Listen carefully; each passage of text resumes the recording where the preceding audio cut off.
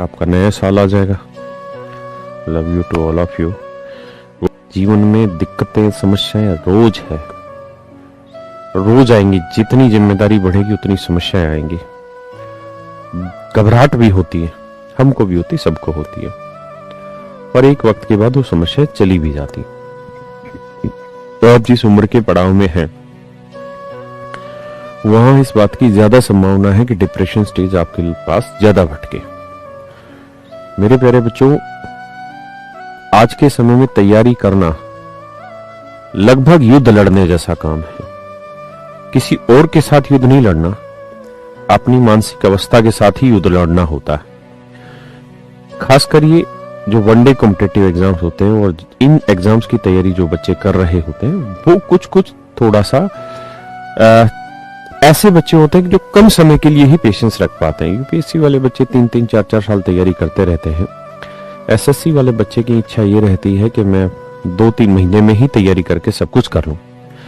लेकिन आप अच्छे से जानते हैं कि इस समय कंपटीशन अपने चरम सीमा पर है। कंपटीशन में नंबर ऑफ स्टूडेंट्स जो अपीयर होते हैं और बहुत बड़े लेवल पे होते हैं। पूजा बेटा, ये रिकॉर्डेड नहीं, लाइव क्लास। तो कहानी ये है कि अपने आप को मोटिवेट रखना एक युद्ध की तरह है। और मेरे बच्चों, आप इस बात को भी समझिएगा कि हर कोई जाता इसी रास्ते से जिस रास्ते से आप जाना चाहते हैं। तो ये आप सबके लिए जरूरी है कि इस युद्ध से लड़ना और लड़के आगे बढ़ना।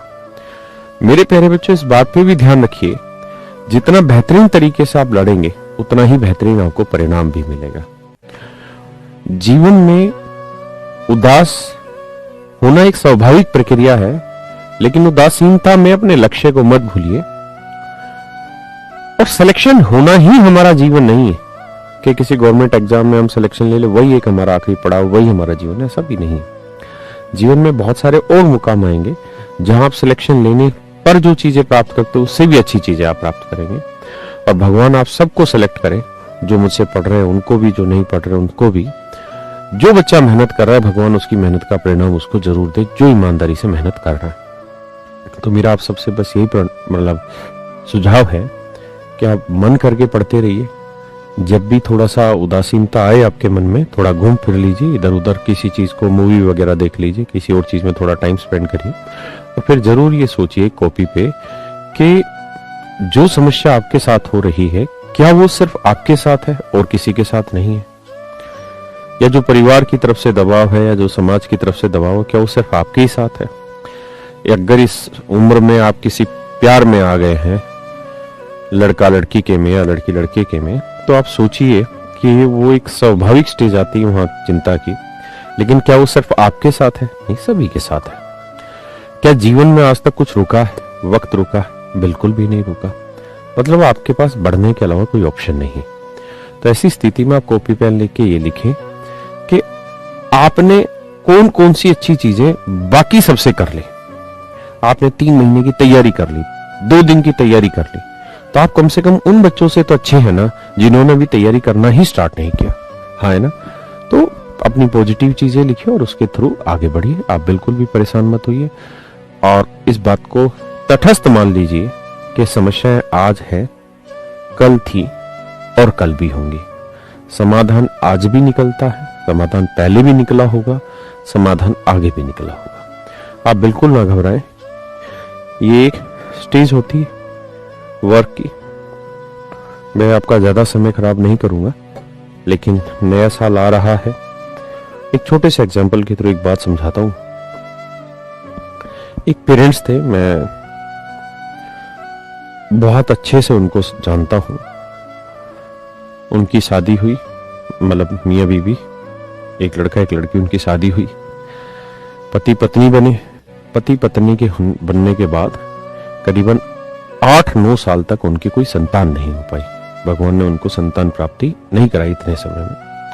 बड़े दुखी रहे। 1 साल तक अपने आप को मोटिवेट किया, 2 साल मोटिवेट किया, 3 साल मोटिवेट किया, फिर जाके कहीं समाज की तरफ से उनको महसूस होने लगा। कुछ लोग जानकार होंगे वो बोल देते होंगे उस औरत को, लड़की को, उस लड़के को भी कुछ यार दोस्त उसके बोलते होंगे कि वह तुझ में दिक्कत है, या ऐसा कुछ ना कुछ उस पर दबाव रहा होगा। मुझसे वो थोड़े से सीनियर थे, तो मैं उनको थोड़ा सा ठीक ठाक से जानता हूँ, काफी सीनियर है। उन्होंने बड़ी मन्नतें मानी, बहुत सारी जगह भगवान जितने भी उनको मानने वाले हैं जिस भगवान के भी, हर एक दरवाजे पे वो गए और अल्टीमेटली ये हुआ कि लगभग 8 साल के बाद उनके एक बच्चा हुआ। मतलब 8 साल तक उनके दिमाग में रोज यही टेंशन थी कि भगवान हमें बच्चा कर दे, बेटा दे दे, बेटी दे दे। बेटा हुआ जी, बहुत खुशी मनाई, पूरे गांव देहात में, समाज में बहुत जो खुशी मनाई जा सकती, हर्षोल्लास किया जा सकता है वो किया। धीरे धीरे बच्चा बड़ा हुआ, बहुत खुश थे। बच्चा शैतानी भी करता था, गलत चीजें भी करता था, समझाते थे, आगे बढ़ते थे। जिस बच्चे के लिए 8 साल इंतजार किया, वो जब बड़ा हुआ तो इकलौता बच्चा था, माँ बाप से जिद करी, विदेश पढ़ने चला गया।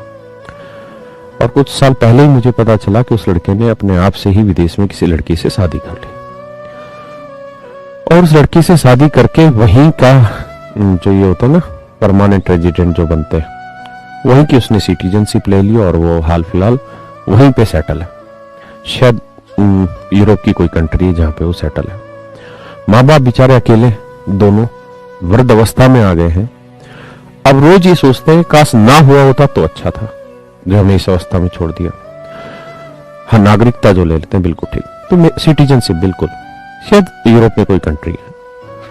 मैंने कभी बहुत ज्यादा पूछने की कोशिश नहीं की, क्योंकि जितना पूछेंगे उतना उनको दुख होता है, और मैं किसी भी रूप में ये नहीं चाहता कि किसी को दुख हो बेचारे को, खासकर हमारी किसी बात से।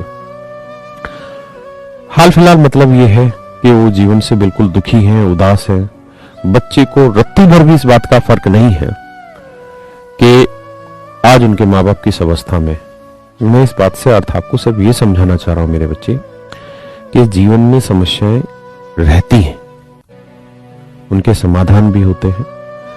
आप रुक नहीं सकते उन समस्याओं से, आपको आगे बढ़ना होगा, समाधान निकालना होगा। जिस भगवान में आप विश्वास रखते हैं उसके सामने अपनी प्रार्थना करिए और आगे बढ़ जाइए। उन माँ बाप के साथ भी ऐसा ही हुआ। शुरुआत के 8 साल, शादी के 8 साल उनको बहुत समस्याएं रही, उसके बाद भगवान ने खुशी दी। 15, 16, 18 साल बहुत अच्छे बीते। बच्चे को विदेश भेजा पढ़ने के लिए, बड़े गौरवान्वित महसूस थे। समाज में कहते थे कि एक बच्चा, हमने उसके लिए बहुत अच्छी एजुकेशन प्रोवाइड की। फिर उस बच्चे ने लेंटर लगा दिया उसी माँ बाप के, ऐसा लेंटर लगा दिया कि आज वो माँ बाप ये सोच रहे हैं कि ना होता तो अच्छा होता। आज वो माँ बाप बहुत उदास है, समस्या फिर आ गई। लेकिन हो सकता है भगवान फिर सुनेगा उनकी, और उनके बच्चे को कभी ना कभी फिर से अकल आएगी, फिर समस्या का समाधान हो सकता है। और वो फिल्म में कहते हैं ना, एंड अच्छा ही होता है, तो शायद अच्छा ही हो। यार आप उनके यहाँ मेरे को भेज दो, मेरे परिवार वाले मेरे से परेशान है भाई, सबके परिवार वाले सबसे परेशान है, सबकी पत्नियां सबसे परेशान है, सबके पति पत्नियों से परेशान है। लेकिन इस बात का अंदाजा आपको मुझे तब आएगा जब वो शख्स ना हो, है ना। तो मेरा सिर्फ और सिर्फ आपको समझाने का मतलब ये, समस्याएं थी, समस्याएं हैं, समस्याएं आएंगी। आप किसी भी स्तर को पालेंगे, समस्याएं रहेंगी। जीवन उन समस्याओं से सुलझ के, संघर्ष करके आगे बढ़ने का नाम है। आप ऐसा करते रहिए, समस्याओं का समाधान निकालिए और आगे बढ़िए। आइए मेरे